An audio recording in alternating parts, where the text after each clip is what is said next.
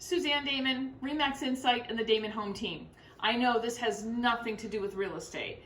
The reason I'm creating this video is because I really care about you and your health. And I thought if I could offer you what I use at my house and with my family to help build your immune system and keep you healthy, then I thought that I would be contributing to your well-being, and I hope that's the case. So I'm going to make elderberry syrup, and the reason I'm going to make elderberry syrup is because it boosts your immune system. It's great for vitamin A, vitamin B, and vitamin C. It's a wonderful anyways, it helps get rid of all the toxins. How's that? Okay. And so I want to get started to make that. First thing we need is a pot. And inside of this pot right now, I have 3.5 cups of water. And I already put that in there.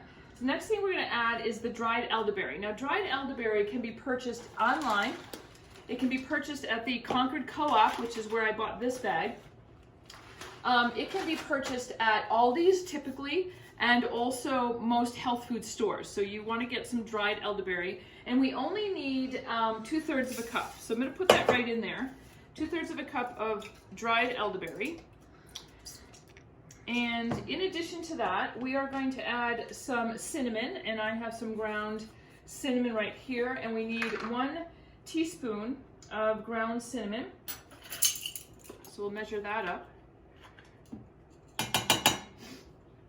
And then we're going to add 1/2 teaspoon of ground clove. Now, what I did is I went and got some fresh ground clove, which they ground right in front of me actually. And so you're going to add 1/2 teaspoon, but any kind of ground clove. I think clove just adds enough flavor to make it very tasteful. Then we are going to actually put this now on the stove. Oh, yes, I forgot. We need, can't forget that. We need our ground ginger. So we need 2 tablespoons of ground ginger. So all I did was take regular fresh ginger and I put it on the grater and I grated it up to create 2.5 tablespoons of ground ginger. And I'm going to put that in there. So then the only next thing is to just take your spoon and stir that all up. And we're going to put that on the stovetop for about 45 minutes on a simmer once we bring it to a boil. So I'm going to bring that on there. And I'm going to bring my elderberry to a boil. And once I bring that to a boil, we'll put it on simmer for 45 minutes, and then we'll come back and take a look at what we need to do next, okay? Okay, so we're just about finished here. It's been simmering for 45 minutes on a very low temperature, and I'm just waiting for the timer to finish with its last minute or so of timing, and it smells, oh, delicious. It smells like something spicy cooking on a cold fall day, actually. So yes, what do I'm acting like I feel like I'm Julia Childs, but there's no, I always wanted to be on a cooking show. That's all I can say. Okay, timer, hurry up. You gonna beep?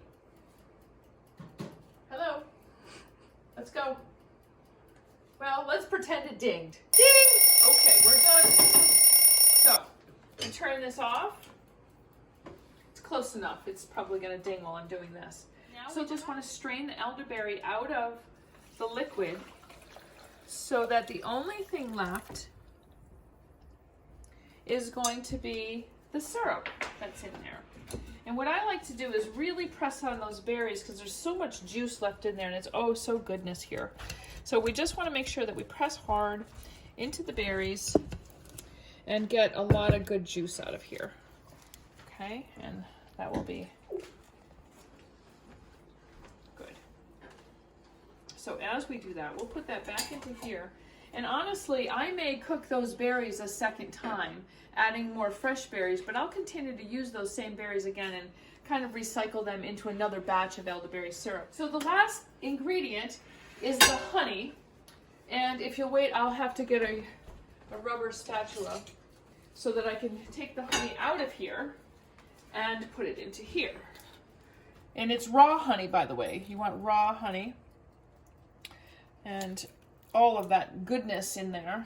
Raw honey just adds a little extra boost of vitamin C and things that will help your body to defend itself. And now we're just going to give it a good stir and melt all that honey in there. And oh, this, I wish a video could obtain the essence of the smell of this, but you can imagine with the clove and the ginger and the cinnamon that it tastes and smells wonderful. Okay, so I'm going to stir that in, and when we're done, you're going to just add it to a canning jar. I have some left over in here, so just put it in your canning jar and then put it in the refrigerator the way that it is. And then when each morning or whenever you prefer, you just need to take maybe 2 tablespoons of elderberry syrup and digest.